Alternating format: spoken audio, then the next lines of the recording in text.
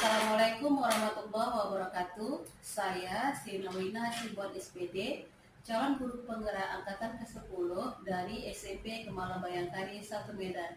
Hari ini saya ditemani oleh rekan kerja saya, Ibu Fira Aulia Marda SPD, guru yang mengampu bidang studi IPA. Selamat siang Ibu. Siang Ibu. Oke, baik Bapak Ibu, silahkan menyaksikan. Apa kabar hari ini Bu? Alhamdulillah sehat Ibu. Alhamdulillah sehat. Nah, hari ini kita akan mengadakan percakapan praobservasi ya Bu. Sebelum nantinya saya akan mengamati proses pembelajaran yang Ibu lakukan di kelas, atau sebelum saya melakukan kegiatan supervisi kelas. Adapun tujuan dilakukan supervisi adalah untuk mengetahui dan juga mengevaluasi jalannya proses pembelajaran yang Ibu lakukan, dan mengapa kita hari ini melakukan percakapan praobservasi sebagai persiapan awal sebelum nantinya Ibu melakukan kegiatan pembelajaran agar lebih siap dan lebih percaya diri, sehingga memberikan pembelajaran yang terbaik bagi Ibu. Dan ada beberapa pertanyaan yang akan saya sampaikan kepada Ibu. Baik Bu, selanjutnya apa nih kira-kira tujuan pembelajaran yang ingin Ibu capai? Oke, tujuan pembelajaran yang akan saya capai, yang pertama, peserta didik mampu menentukan besaran dan satuan dengan benar melalui diskusi kelompok. Yang kedua, peserta didik mampu menganalisis pengukuran dan membaca skala dengan benar melalui latihan praktis pengukuran. Oke, baik Bu. Kira-kira bagaimana dengan area pengembangan yang ingin Ibu capai Bu? Area pengembangan yang saya akan capai itu di satu, pengetahuan kognitif, dan yang kedua di keterampilannya. Nah, selanjutnya Bu, bagaimana rancangan pembelajaran yang akan Ibu terapkan di kelas, baik itu dari segi strateginya, kemudian model pembelajarannya, ataupun dari metode pembelajarannya? Oke. Strategi yang akan saya capai itu, yang pertama, saya menggunakan model pembelajaran discovery learning, di mana siswa menggali pemahamannya sendiri melalui aktivitas secara langsung, yaitu pengukuran. Lalu pembelajaran ini juga terintegrasi dengan pembelajaran diferensiasi, di mana saya memilih pembelajaran diferensiasi mengelompokkan siswa berdasarkan level kognitifnya, karena untuk hitung-menghitung, keterampilan menghitung itu ada siswa yang sudah mampu, belum mampu, dan siswa yang perlu dikembangkan. Jadi dibagi menjadi 3 level.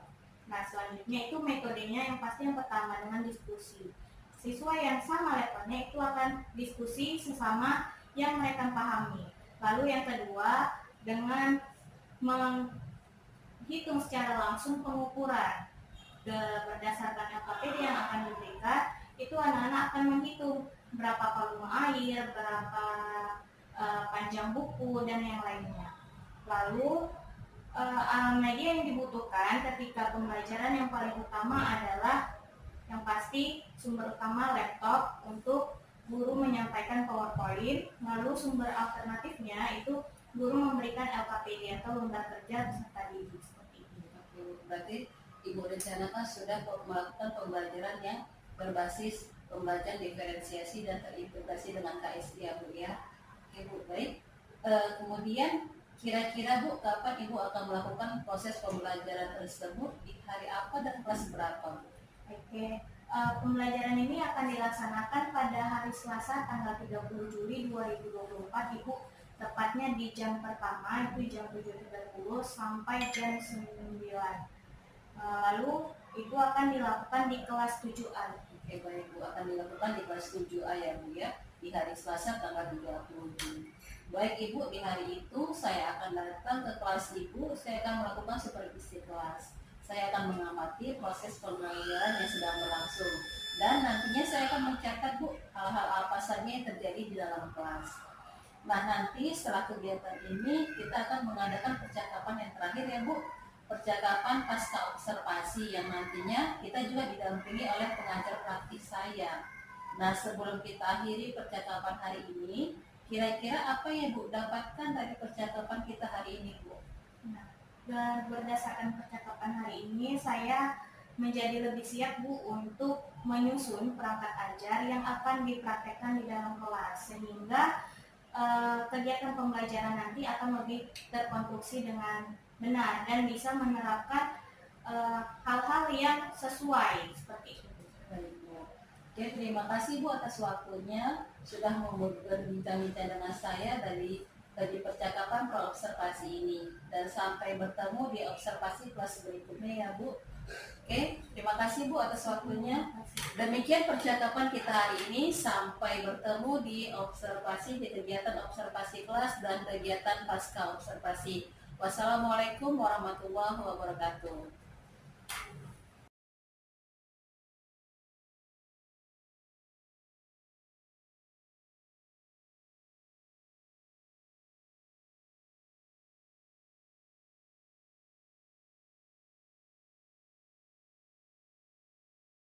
Angkatan ke-10 dari SMP Kemala Bayangkari 1 Medan. Nah, di samping saya sudah ada Ibu Fira Aulia Marta yang mengampu bidang studi IPA, yang nantinya saya akan lakukan percakapan pasca observasi. Selamat siang Bu. Dan di samping kiri saya sudah ada Bu Dorti Maniala, Ibu Bu Dortiala. Ibu ini selaku pengajar praktik CGP saya. Selamat siang Bu. Oke, nah baik, di sini kami akan melangsungkan percakapan pasca observasi. Selamat siang Bu Fira. Selamat siang Ibu. Nah, di sini kita akan melangsungkan percakapan pasca observasi yang tadinya kita sudah melalui percakapan pra observasi, dan sudah saya lakukan juga observasi di kelas Ibu mengajar. Nah, kira-kira Bu, bagaimana perasaan Ibu terkait dengan berjalannya kegiatan pembelajaran ataupun kegiatan observasi di kelas yang sudah berlangsung? Saya merasa puas Bu dengan adanya kegiatan observasi di kelas ini, karena dengan adanya kegiatan ini saya menjadi termotivasi untuk mengelola pembelajaran di kelas dengan menjadi lebih baik. Dan juga dengan adanya observasi di kelas ini saya lebih memahami, karena saya harus mengobservasi dulu apa kebutuhan siswa di kelas. Jadi pembelajaran yang saya rancang pun lebih mantap dan siap, dan bisa langsung sampai ke peserta didik tadi. Oke, nah baik Bu, untuk pertanyaan selanjutnya yang ingin saya tanyakan, bisa diceritakan kembali Bu, kira-kira area pengembangan yang Ibu kembangkan di kelas, nah termasuk langkah-langkah ataupun tahapan pembelajaran yang sudah Ibu lakukan di dalam kelas. Oke Bu, saya di sini mengambil mata pelajaran IPA dengan materi pengukuran. Jadi area pengembangan yang saya lakukan di kelas itu pada pengetahuan dan keterampilan, di mana yang pengetahuan itu siswa mengenal atau memahami besaran dan satuan dalam pengukuran. Lalu peserta didik memilih alat ukur yang tepat yang akan digunakan dalam percobaan. Untuk keterampilannya sendiri, di dalam asesmen itu sudah ada aktivitas siswa untuk melakukan pengukuran dan membaca skala dengan tepat. Nah, di kelas juga saya menggunakan asesmen individu, di mana asesmen ini saya lakukan menggunakan 3 level. Jadi di pembelajaran saya juga mengintegrasikan pembelajaran berdiferensiasi, di mana proses siswa itu dibedakan menjadi 3 level. Untuk level pertama, saya melihat ketika asesmen diagnostik di awal, itu siswa masih ada yang kurang paham untuk melakukan konversi satuan, melakukan hitung-hitung. Lalu ada juga yang sudah mulai paham, tetapi hanya sebatas mengubah meter ke kilometer seperti itu. Dan ada yang memang sudah sangat mampu untuk memahami menelaah soal dengan yang host, yaitu materi yang lebih panjang, soal cerita seperti itu. Jadi saya bedakan menjadi 3 level. Karena kalau misalnya siswa yang sudah sangat mampu tetapi soalnya kurang mereka tertantang Bu, jadi mereka bosan seperti itu. Nah, berbeda dengan siswa yang levelnya masih belum mampu tapi sudah mendapatkan soal yang panjang, itu mereka akan jenuh juga karena tidak paham akan isi soalnya. Jadi saya bedakan, tetapi untuk angka di soalnya pun sebenarnya sama, tetapi bentuk soalnya saja yang bervariasi seperti itu. Nah, di sini saya juga mengintegrasikan pembelajaran sosial emosional, karena anak-anak khususnya kelas 7 itu mereka masih takut mendengar IPA. Wah, IPA kok ada hitung-hitung, karena mereka tahunya yang menghitung itu matematika. Jadi saya melakukan sosial emosional untuk mengajak anak-anak konsentrasi. Ayo kita konsentrasi. Lalu saya memulai pembelajaran dengan memberitahu mereka apa tujuan pembelajaran hari ini, apa kaitannya dengan kita, kehidupan sehari-hari. Misalnya untuk pengukuran, kita bisa mengukur secara sederhana berapa isi air minum yang kita bawa hari ini, seperti itu. Dan juga melatih konsentrasi dengan membangun semangat peserta didik. Lalu metode pembelajaran yang saya lakukan itu dengan metode ceramah presentasi, karena saya menampilkan PPT. Lalu juga model pembelajarannya discovery learning, di mana pembelajaran itu siswa yang menggali pemahaman sendiri, Bu, seperti itu, dengan mereka melakukan pengukuran sendiri. Nah, tentu saja model media dan alat yang dibutuhkan, sumber utama itu anak-anak butuh buku pembelajaran, lalu juga saya pribadi butuh laptop, proyektor seperti itu, Bu, dan juga sumber alternatif yang lain seperti misalnya yang mau diukur buku, kami juga butuh buku seperti itu, butuh penggaris sebagai alat ukur seperti itu. Oke, Bu. Berarti tadi area pengembangannya adalah di bidang pengetahuan dan keterampilan, dan sudah menerapkan juga pembelajaran yang terintegrasi dengan KSE ataupun pembelajaran yang sudah berdiferensiasi, ya Bu ya. Nah, baik Bu, untuk pertanyaan selanjutnya, menurut Ibu apa kekurangan ataupun ada nggak kendala-kendala yang Ibu hadapi saat pembelajaran di dalam kelas? Oke. Kalau kendala tentu saja ada, Bu, tetapi sejauh perjalanan itu alhamdulillah sudah lebih berhasil dibandingkan pembelajaran sebelumnya, karena sudah kita persiapkan dengan matang. Nah, kendalanya yang pasti, yang namanya siswa, pasti ada beberapa siswa yang masih pasif dalam belajar walaupun kita sudah berusaha sedemikian rupa.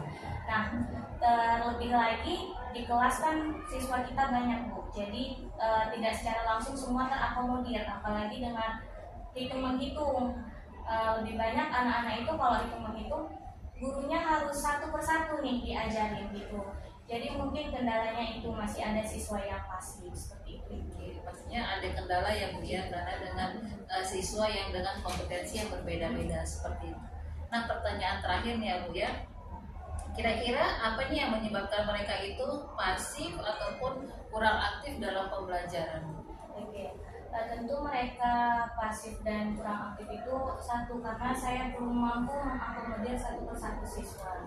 Nah, jadi ini menjadi pelajaran bagi saya pribadi, Bu, untuk memperbaiki ke depannya. Jadi saya berpikir alangkah lebih baiknya siswa yang memang ketika dia sudah level sangat mahir, kalau dia sudah selesai, dia membantu temannya. Tutor sebaya. Nah, menjadi tutor sebaya. Jadi mereka pun bisa lebih paham, temannya pun bisa lebih paham dengan bahasa temannya, ya kan, Bu. Jadi mungkin menurut saya cara mengatasinya seperti itu, Bu, dengan adanya tutor sebaya. Nah, itu merupakan pertanyaan terakhir dari saya, Bu, di sesi pasca observasi ini. Kira-kira yang disampaikan oleh Ibu PP saya. Oke, selamat pagi Bu. Baik. Nah, ini saya lihat udah jalan ya semuanya, dan Ibu sangat bersemangat juga untuk menerapkan ilmu dan mengajarkan juga pastinya kan karakter anak KSE ya, dan sudah berjalan baik, dan terima kasih untuk partisipasinya dan maju terus Bu. Ya, terima kasih. Ya.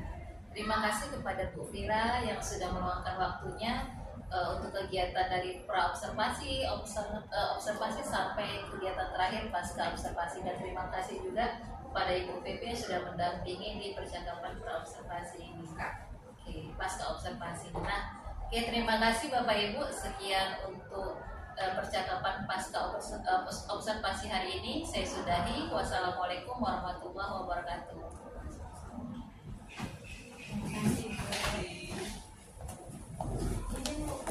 Oke Bu Vira, wah ini guru calon-calon guru muda juga nih Pak.